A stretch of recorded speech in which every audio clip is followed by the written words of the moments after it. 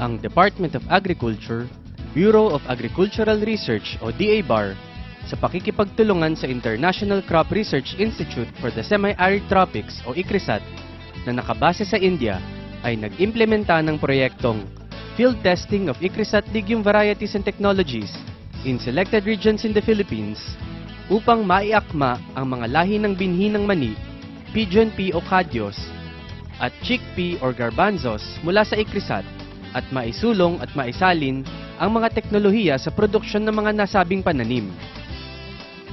Ang layunin ng proyekto ay makadagdag pa ng mga pananim para sa produksyon ng pagkain ng bansa at makapagbigay ng dagdag kita sa ating mga magsasaka. Ang unang yugto ng proyekto ay ang pagsasagawa ng adaptability trials ng iba't ibang mga lahi ng binhi ng mani, kadyos at garbanzos sa Regions 1, 5, 6, 7, 8, 9, and 10. Ito ay noong June 2009 hanggang November 2010.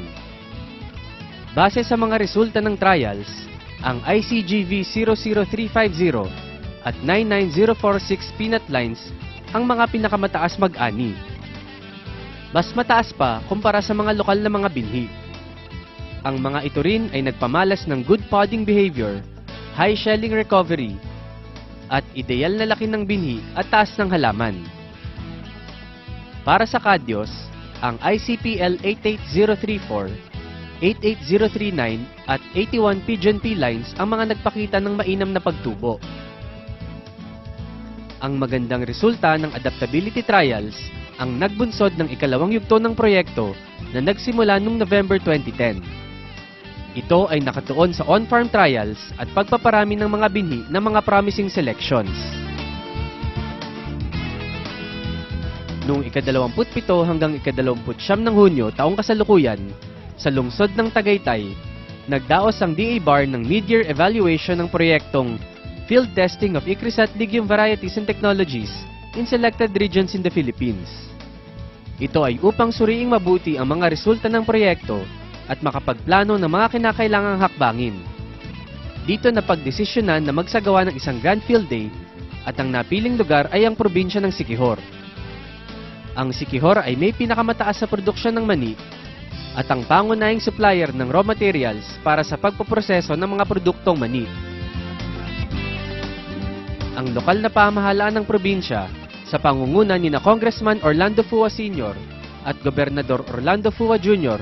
ay napakalakas ang suporta para sa peanut industry at mga magsasaka ng mani ng Siquijor.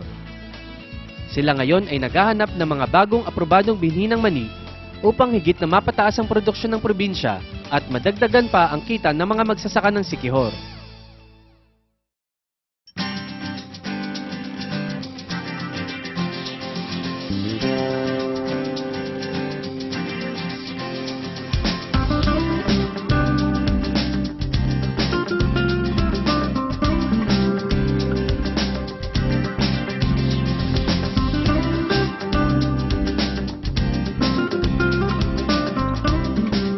Noong ika-14 ng Setyembre ng taong ito, idinaos ng Bureau of Agricultural Research at ICRISAT, kasama ang Department of Agriculture Region 7 at lokal na pamahalaan ng probinsya ng Siquijor, ang Peanut and Pigeon Pea Grand Field Day and Technology Forum sa Siquijor.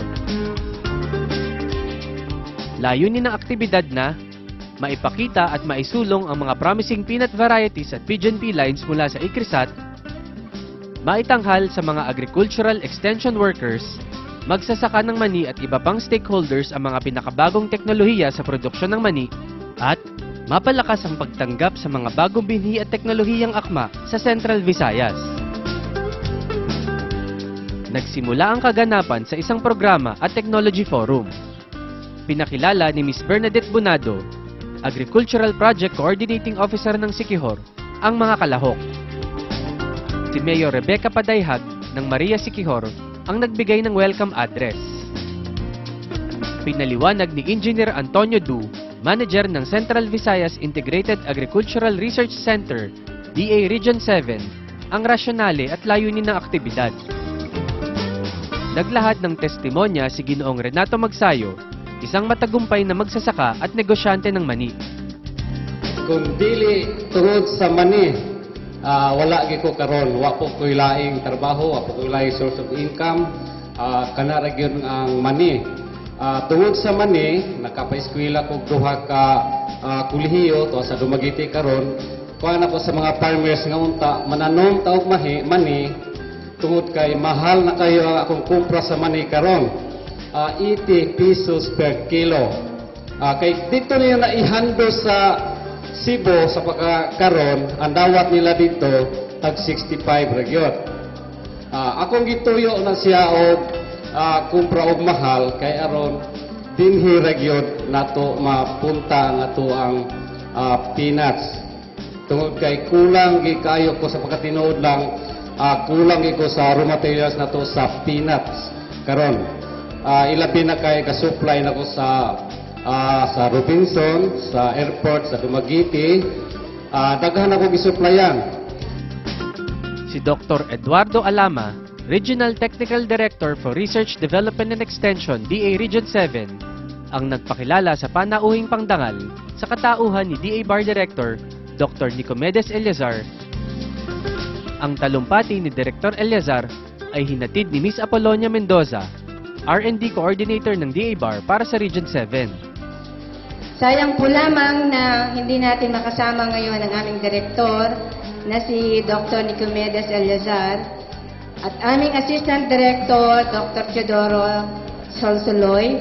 Kailangan po sila sa Manila ngayon para sa ating budget hearing. Pero makakaasa po kayo na buong aming suporta at pagkilala sa kontribusyon ng Region 7, lalo na ang Siguhor pagdating sa agrikultura. Isa po sa mga priority crops na sinusuportahan ng Asensya ay ang legumes tulad po ng pigeon pea at peanut. Ngayon po ay lalo naging tama sa panahon at nababagay sa Region 7, lalo na sa Siquijor ang pagpupromote namin ng local na production, processing and commercialization ng legumes tulad ng peanut at pigeon pea. More than 50% po ng requirement natin sa peanut ay ini-import natin sa China. So, umaabot ang ini-import natin sa 30,000 to 50,000 tons taon-taon. Kaya napakalapit po ng opportunity ng ating magsasaka kung magtatanim kayo ng mani.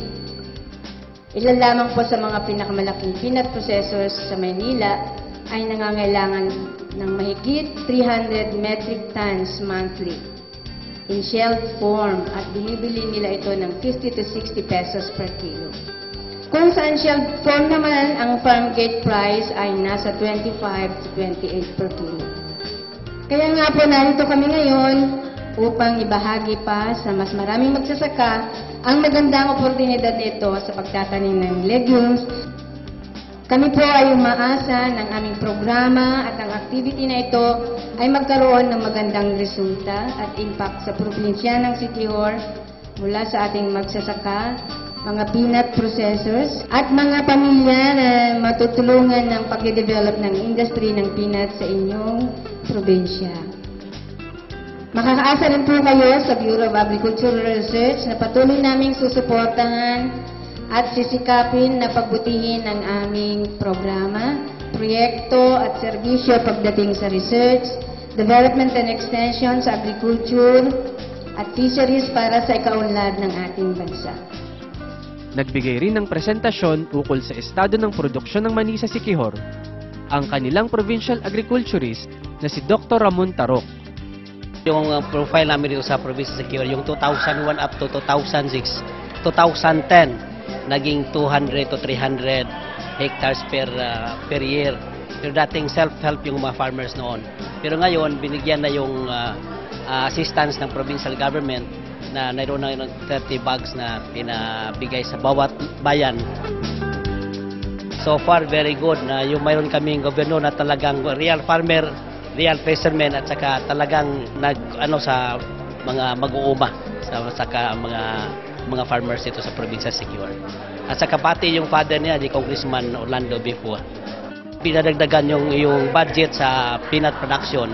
Ngayon nga taon na yun, ngayon mayroon ng mga 100,000 allocate sa provincial government. Siguro every year yan madagdagan yan sa probinsya sa Siquijor.